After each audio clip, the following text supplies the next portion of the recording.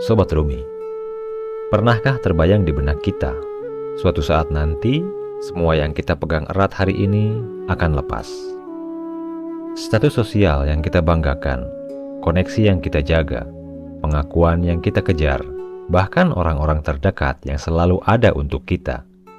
Bayangkan, di suatu titik, semua itu menjadi debu yang berterbangan.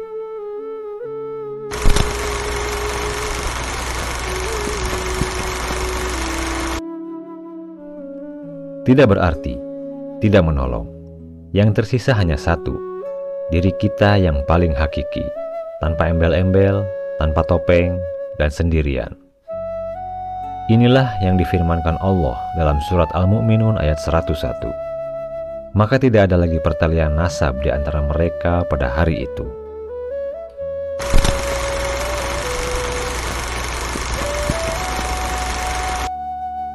Sebenarnya ujian tentang tidak bergantung pada seseorang atau tidak melekatkan diri pada sesuatu bisa kita jalani sejak kita berada di sini, di dunia ini, saat ini juga.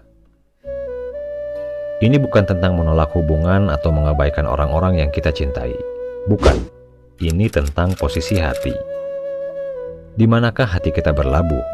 Kepada siapa hati kita bersandar sepenuhnya? Kita begitu nyaman melekatkan diri pada sesuatu, pada seseorang, pada pencapaian, pada validasi dari orang lain. Rasanya aman ketika ada yang bisa kita pegang, ketika ada yang membuat kita merasa berharga. Namun jangan biarkan hati melekat pada sesuatu apapun. Bukan pada harta, bukan pada jabatan, bahkan bukan pada pengakuan manusia. Karena yang fana akan sirna, yang sementara akan berlalu. Tidak akan ada yang menjadi penolong sejati kecuali kasih sayangnya yang tak terbatas. Kasih sayang yang tidak berubah, yang tidak berkurang, yang tidak pernah pergi. Inilah ujian spiritual tertinggi. Mencintai tanpa memiliki, berhubungan tanpa terikat, hidup bersama manusia, namun hati bersandar hanya pada yang esa.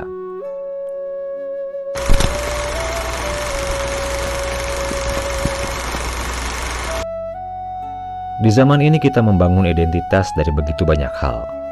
Dari keluarga kita berasal, dari institusi tempat kita belajar atau bekerja, dari lingkaran pertemanan kita, bahkan dari berapa banyak orang yang mengikuti kita di media sosial. Di dunia ini hubungan nasab amat bernilai. Kerabat dan orang-orang dekat akan membanggakan pertalian nasab. Ada kebanggaan di sana, ada identitas, ada rasa aman. Kita merasa punya tempat, punya nilai. Namun tanpa kita sadari, kita menjadi terdefinisi oleh hal-hal di luar diri kita. Kita menjadi seseorang karena ada orang lain yang mengakui kita. Kita merasa berharga karena ada yang memvalidasi kita. Pertanyaannya, jika semua pengakuan itu hilang, apakah kita masih merasa berharga? Jika tidak ada yang memberikan apresiasi, apakah kita masih merasa cukup? Dan jika tidak ada gelar, tidak ada status, tidak ada koneksi, siapa kita sebenarnya?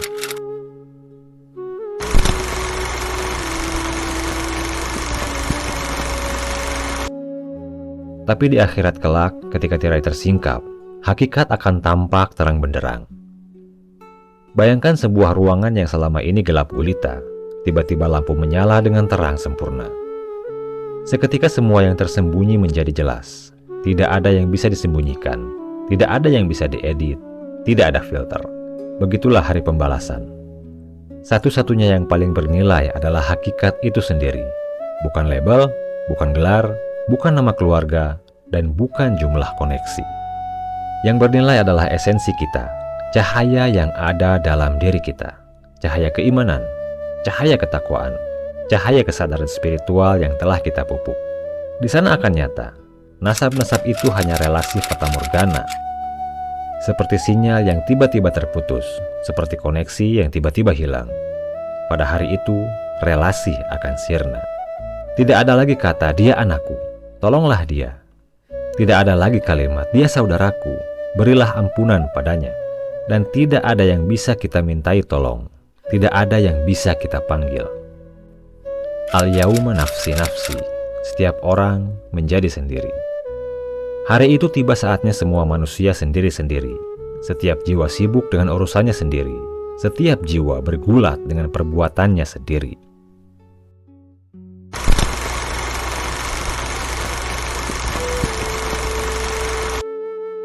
Lalu apa yang akan menolong kita di hari yang dahsyat itu?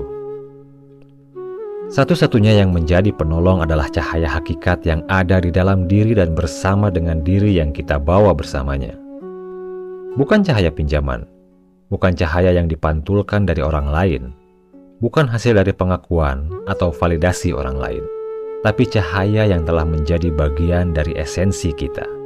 Cahaya yang kita pupuk melalui zikir, melalui kontemplasi, melalui penyucian jiwa, dan melalui kedekatan dengannya. Para sufi menyebutnya dengan cahaya hati. Cahaya ini dibangun perlahan-lahan. Setiap kali kita memilih yang hak daripada yang batil, setiap kali kita memilih kejujuran meskipun bisa berbohong, setiap kali kita memilih kesabaran ketika bisa marah, setiap kali kita melepaskan ego meskipun kita bisa mempertahankannya.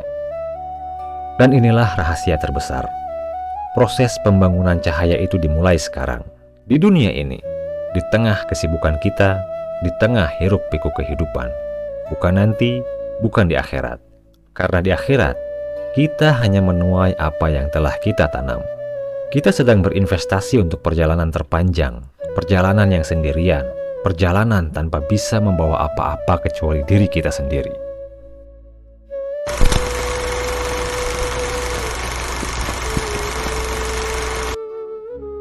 Sobat Rumi, marilah kita bertanya pada diri sendiri hari ini. Siapa diri kita ketika semua label terkelupas? Siapa diri kita ketika tidak ada lagi yang mengakui atau memuji kita? Siapa diri kita ketika sendirian di hadapannya? Jangan menunggu hari ketika tirai tersingkap untuk mulai melepaskan kemelekatan. Mulailah sekarang. Cintai keluarga, tapi jangan biarkan hati bergantung pada mereka. Hargai teman-teman, tapi jangan jadikan validasi mereka yang menentukan harga diri kita. Kejar pencapaian, tapi jangan sampai pencapaian itu membuat kita merasa hidup. Jalani dunia, tapi jangan terjebak dalam ilusinya. Karena pada akhirnya, kita akan pulang sendirian. Dan yang akan menjadi teman setia kita adalah cahaya yang telah kita pupuk. Cahaya yang bersumber dari kasih sayangnya yang tak terbatas. Cahaya yang tidak akan pernah padam. Cahaya yang tidak bisa diputuskan. Cahaya yang abadi.